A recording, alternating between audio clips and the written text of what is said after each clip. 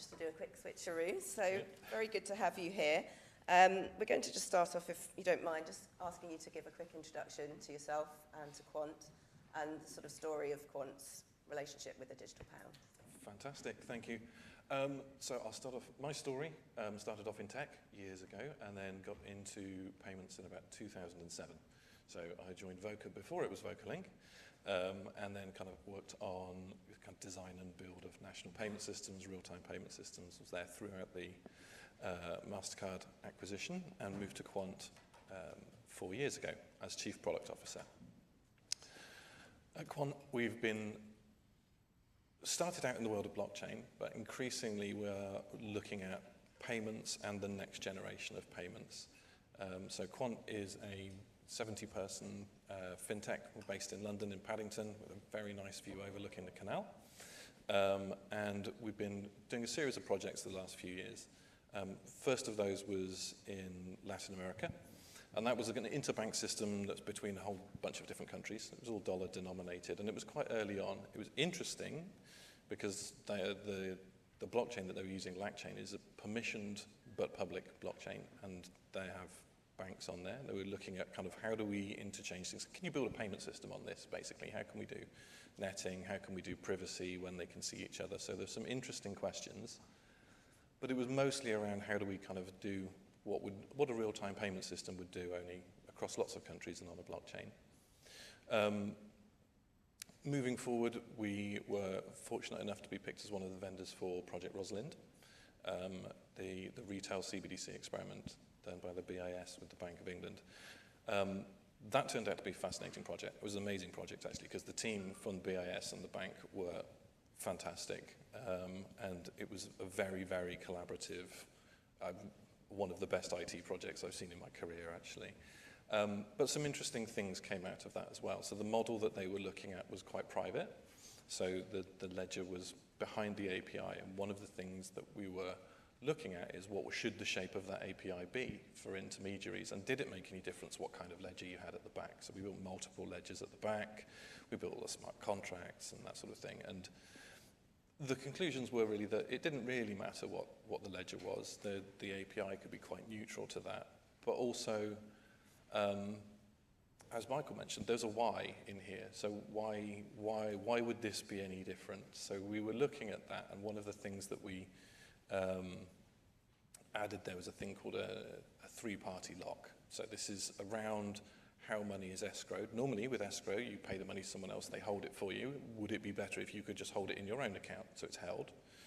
But then we kind of extended that a little bit to say, okay, how if you had a future dated transaction that only happens if some third party says it does?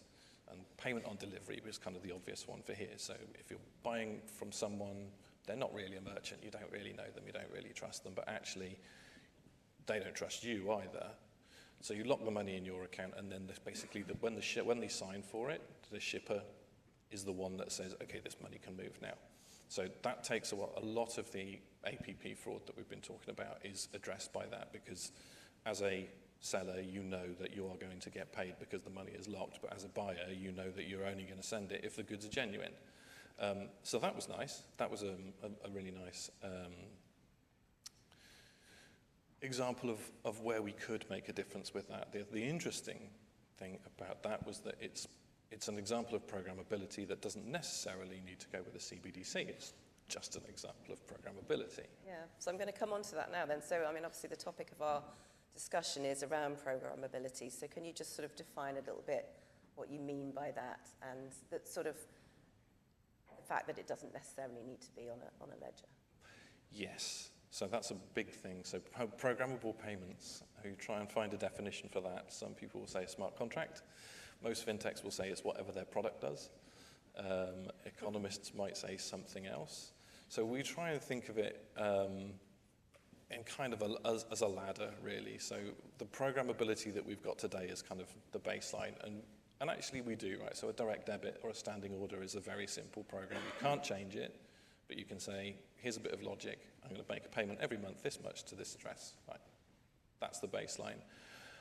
Above that, we see the sorts of things that people are experimenting with ledgers today. So there is things like three-party locks, things like escrows. There's logic at the ledger level. And then beyond that, what we're looking at the moment is really how do you do programmability at the level of the customer account? And what would that be like? How do you create automation there? Who writes those programs? Who runs those programs? Because one of the things that we haven't talked yet about RLN, but one of the things that came up in RLN is there's a lot of systems out there, and creating one new system that does a really cool thing, that's just fragmentation, right? So unless you get the whole world to move to you, which you probably won't, you've just created fragmentation, and that's not super helpful. If you do that at the level of bank account or the stablecoin account, or where the customer is, and you can overlay it on everything, that we think is probably the right place to be doing programmability, because then you have this consistency across all of the payment mechanisms, but it is quite difficult. Yeah, and so you've obviously started talking a bit about this already, your work with Rosalind and your work with the Regulated Liability Network, but just tell us a bit about where Quant's been active in programmable payments and tokenization already in terms of your journey as a business. Yes, so there's been a few things. So we talked a little bit about the three-party locks that came in Rosalind. The next thing we came up with really after that is that in tokenization, you have to tokenize something. RLN is a tokenized deposit network, so it's looking to tokenize money that's in bank accounts. That would normally seem like that's a lot of effort because you've got to talk to the bank. So what we came up with was there's a way to do that with open banking. So by arranging bank accounts correctly without making any technical changes, we can tokenize, and we did on RLN, tokenize commercial bank money by interfacing with the banks through the open banking APIs, which was actually makes a massive difference to whether or not you can implement something, because it then goes to be a standard open banking onboarding rather than a £300 million 5-year project, which is quite transformative. So there, we did that. We looked at all of the different types of things that you could do in the regulated liability network. So there's 3 different types of tokenization with different accounting and legal models behind them. R3 did a great job with the tokenization platform. There was also retail CBDC, wholesale CBDC, commercial bank money, all sorts. So it was very much an experimentation platform in that you could go any kind of money to any kind of money with any kind of settlement. There's about 58 different options on there, and the members have spent quite a long time drilling into that. They still are. As a platform for innovation, what we showed was the overlay layer on top of all of these things can provide the programmability at the same level as the ledger, but for all of the different areas. So the programmability that was going on in tokenization side was also able to happen on the commercial bank money side in regular bank accounts. Yeah, and I mean, I think it's interesting that, you know, we've got now this whole kind of marketplace of options. I mean, at the beginning, we really only had the private market, stable coins. Obviously, stable coins are now evolving into lots of different forms, including commercial bank stable coins, as well as the crypto firms. We've got CBDC experiments all around the world, both on the retail and the wholesale side, and then we've got tokenized deposits and tokenized e-money and you know, the whole digital asset market. So we've got masses of different types of money. And as you say, you know, having 58 different options or something like that is without the e-money. Yeah, that's not even including the e-money. So it's incredible. So can you just sort of outline for us some potential use cases for programmable money? Because I think one of the things that people ask a lot, you know, there are various questions that people ask of the Digital Pound Foundation. One is sort of what is Digital Pound for? Others touch on, obviously, some of the concerns that Michael raised around privacy and identity and so on, and, you know, whether or not it's a change in our sort of democratic relationship with the government. But, you know, people really want to know, well, if it's digital pound, you know, what would I use it for? And, you know, allied to that, do we need a digital pound for programmable money, or can we just be doing it already? Okay, 2 questions. So it is actually 2 questions. 2 questions. Sorry, 2 questions for the price of 1. Brilliant. So use cases, that's every working group we have in whichever trade organisation, there's always something about use cases because they're always difficult, and they're always more difficult than people expect. I think there's a couple of reasons for that.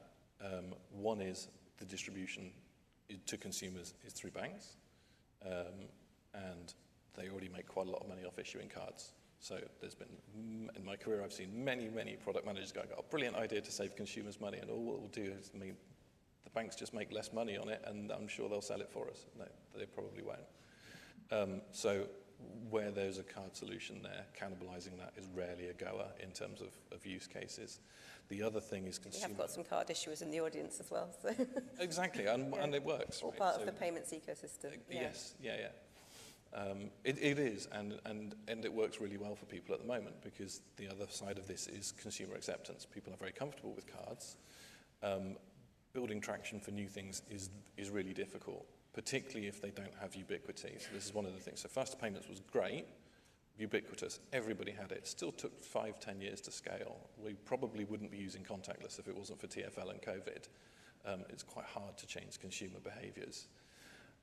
Where we're looking at use cases, they really need to be, there's quite a narrow region, right? It's something that is going to be account to account rather than merchant if it's going to scale, because if you ask merchants to change anything, there's 20 million to change and they don't really want to. And it needs to be something that makes people's lives simpler, not more complicated. And it kind of needs to be ubiquitous in that they don't need to just check if the other person on the other end of the transaction can do it or not, because they just won't bother. So the bar is really high for that. And mostly where we've been looking is on the retail side around personal budgeting and actually money management around kind of your monthly flow. And there's a whole bunch of things that people pay in cash, pay account to account, pay regularly, but it doesn't really have a standing order or anything like that, or it's contingent on whether or not something happens. And there's some really nice prototypes of how you could do that. I think I'll shout out to Claire, who's created a really nice prototype for that, which I think you've seen. And on the corporate side, it's mostly around simplifying processes, mostly about account payable, account receivable processes, and then maybe later digging further on into that. So that's one half of it. I think there are some really tangible benefits there, because on things like budgeting, that is mostly around keeping people out of debt, giving them more control over their money, more visibility over their money. So I think there's a social good there, and that can be made really simple, and it doesn't need a massive network effect. On the corporate side, again, we're speeding up commerce, we're speeding up the cash cycle for small businesses, which is already a problem. So those kind of things where there's like naturally, there's a good reason to do it, and there isn't already a solution there. The second question was, is there a particular form of money that is going to be better for doing this? Yes. I think. No, I don't think there is. I think if you try and embed this in a particular form of money and it only works for that form of money, then you kind of lose this consistency and ubiquity, and you've got to onboard people to it, and actually it'll become really difficult. I think for a lot of these use cases, they need to be at the level of the account. It could be a bank account, could be a stablecoin account, because something that a fintech's got. It doesn't necessarily have to come from incumbent banks, but I think it needs to be something that is directly in the customer's account, in the customer's hand, and works across all of the payment systems that they can access. Yeah, I mean, I think what was interesting for me in seeing your use cases was that you can actually do this now, so you can get people used to the idea of programmable money even without any form of digital pound. Obviously, if we had a digital pound, there could be other kind of innovative steps and nuances that could make it even more interesting. But, you know, even today as a user, if I'm short of cash, I can improve my budgeting, or as I can improve, if I run a small business, I can improve my cash flow, or the way I pay my suppliers and that kind of thing. So something we can get used to today is always much easier to then move to the next sort of more step change innovation afterwards. Exactly. And the nice thing about a lot of these is they're opt-in. So as a consumer, you can go, okay, here's whatever programmability. Do I want this? And look at it. I don't want it. I do want this. It's not being forced, not going to be forced on anyone, but if you can see the benefits. And this even applies to things like tax. Right? So if you are a small business owner, then maybe there's an automation that says whenever an invoice comes in, just move 20% to where I'm going to be paying tax. And it sounds like a really trivial thing, but it's huge for lots of small business owners. I've had a small business in the self-employed past as well. people, I think it's a very, very helpful thing. So I think we've got time. We've got about 10 minutes or so for Q&A. If people want to ask questions, I'm going to open up the Slido. You can put questions there. We've also got a microphone at the back that's coming around. So if you do have any questions for Martin, then feel free to either stick your hand up or put your question in the Slido. I'm just going to keep an eye on the Slido to see if any questions are coming in. Do stick your hand up. Yes, so we've got a question from Scott over there. If you just wait for the microphone to come down to you, Scott, 1 second. Thank you. Hi, Martin. Interested in RLN.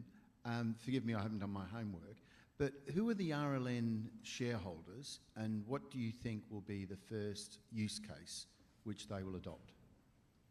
Good question. So RLN is an experimentation project.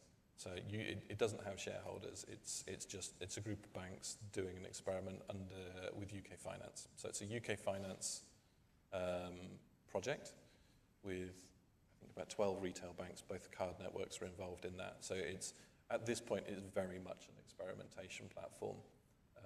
And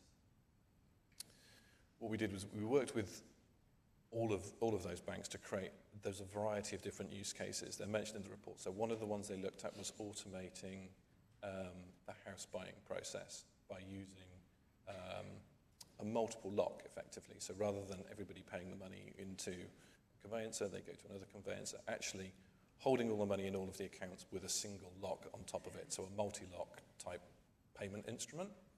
And that was in partnership with R3 Cojute. We looked at the one that I mentioned earlier, the peer-to-peer payments, with payment on delivery and locking in between. There was a asset management, basically, atomic swap, tokenized funds for tokenized assets with R3. And then a couple to look at compatibility, really, around can a tokenized deposit be used at point of sale with a card, which DXC technology helped with, and you can just use it with a debit card, which both of those were proved as well. So a lot of it was about interoperability with legacy systems and proving out these 3 business use cases. And as part of the project, it wasn't a pure technical project, there was a business stream and a legal stream as well. So there's a business analysis and legal analysis, and all of that, I think, can be found on UK Finance's website if you want to dig all the way down into the details. Thank you very much. So we've got a couple of questions on Slido. The first one about stablecoin payments for cross-border. How is Quant using stablecoins is the question. How is Quant using stablecoins? Well, so mostly we're a tech provider. Where we see the use of stablecoins is a fair amount on private blockchains. So things that have been built for specific use cases, often in the capital markets asset management world, but also we've seen some in logistics, where actually they've built a whole ecosystem on there, but then also basically spun up an EMI so they can do an e-money coin for that, which was a euro-denominated thing in the Nordics. So we use it as and when we need to on a project. So our technology covers stablecoin, covers tokenized deposits, and obviously CBDC.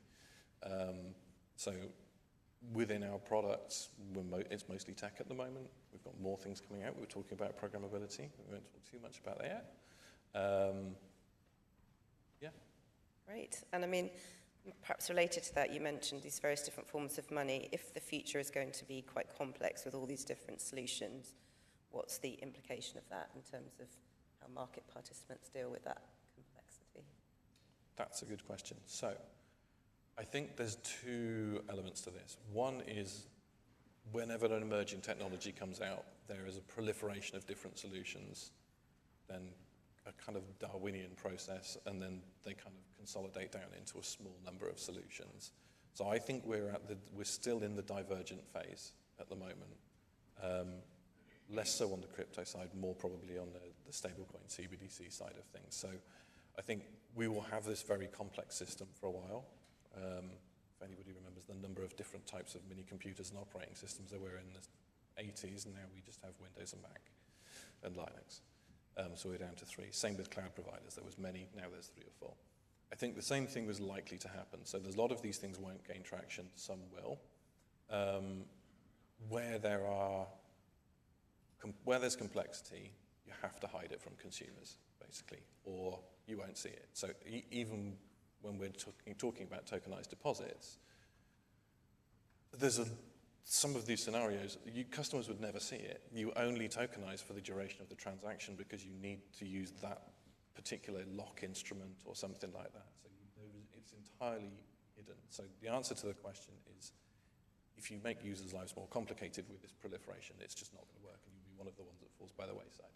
Yeah, and I think we'll come back to that later. We're going to have a session later on this afternoon about how not to implement a payment system or a CBDC. So complexity is definitely part of that. Having tried to explain to my dad what Bitcoin was, I definitely don't want to try and explain what a tokenized deposit is to him. So, well, exactly. Yeah, exactly. It's got to be user-friendly, and the user experience has to be smooth. I think it's a world of one-click payment solutions. We are going to adopt Helen's dad as a persona. Exactly. Development. Yeah, I think we had Anthony's granny in one of our working groups at the DPF, but it can be my dad as well, I think. Excellent.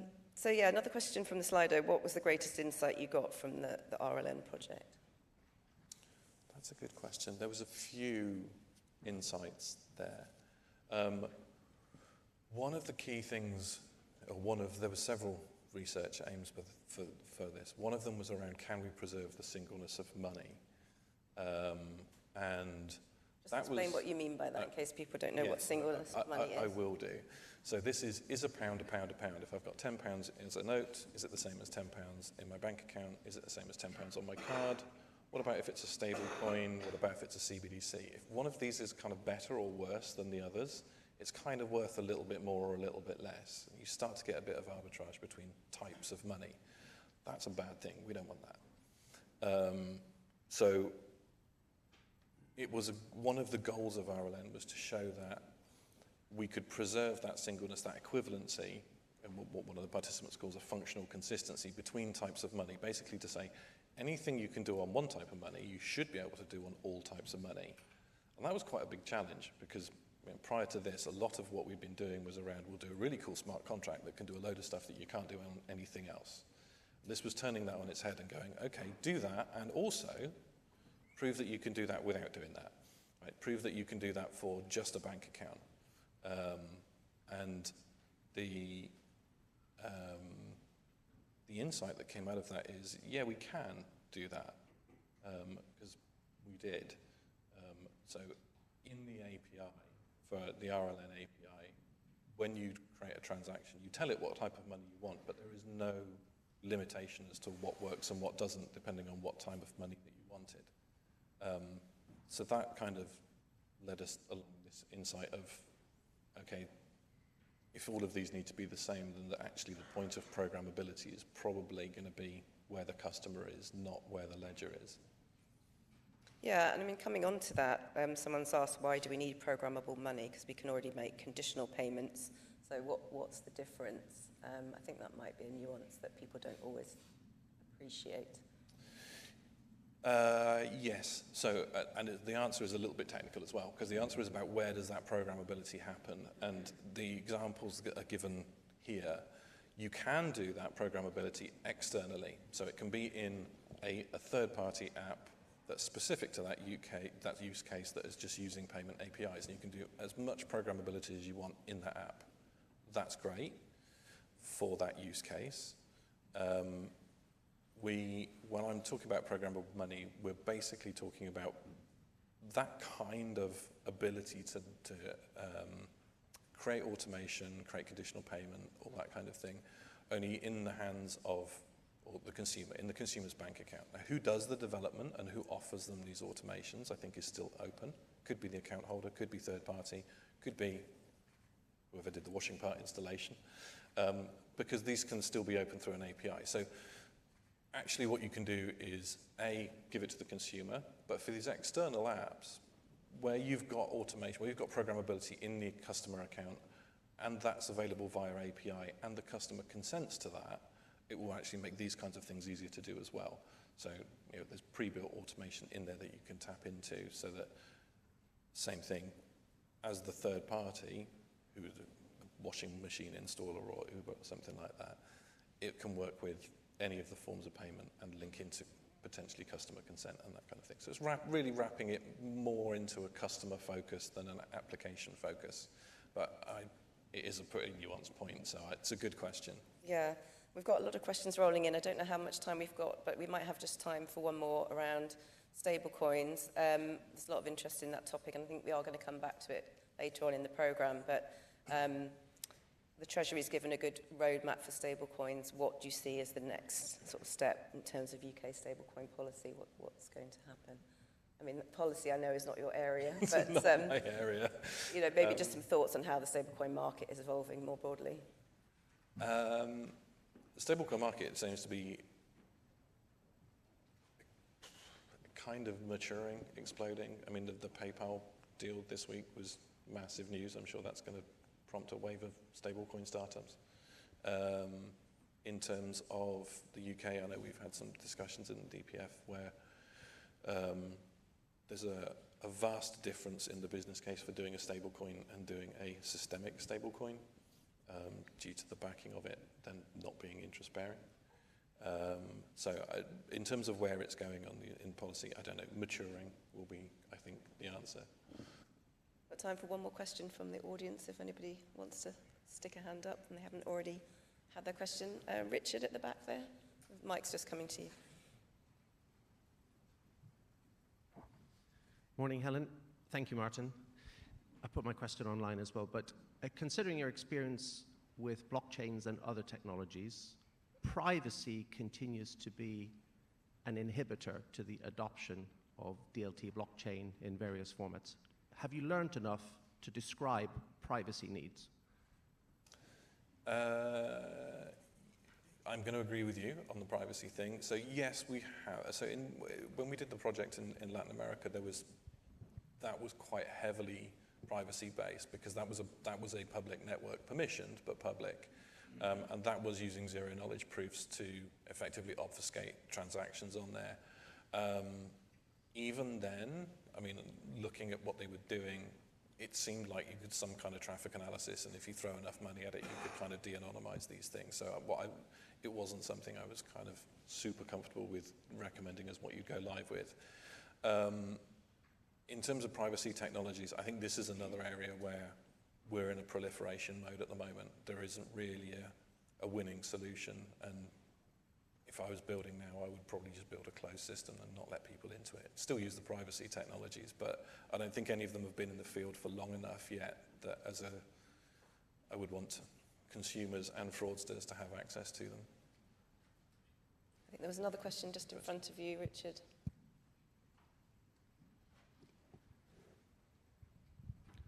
Hi. You mentioned mostly about the fintechs and open banking as the main consumers of this platform from an adoption perspective. What do you see from the major banks? You mentioned it's more complex, but what should be their focus area then? Still be participating and being competitive here? So I think the question was, what should the major banks be doing? Yeah. So I think they've got a wide variety. They have a complicated political landscape. I think with the Bank of England not having made a decision on CBDC, solutions need to be complementary or potentially able to innovate without. Okay, so that's the main thing. So innovation at the moment needs to be able to take into account the CBDC, but not rely on a CBDC. From my point of view, it's the kind of the customer focus. What can they do for customers? How can they show innovation in the market?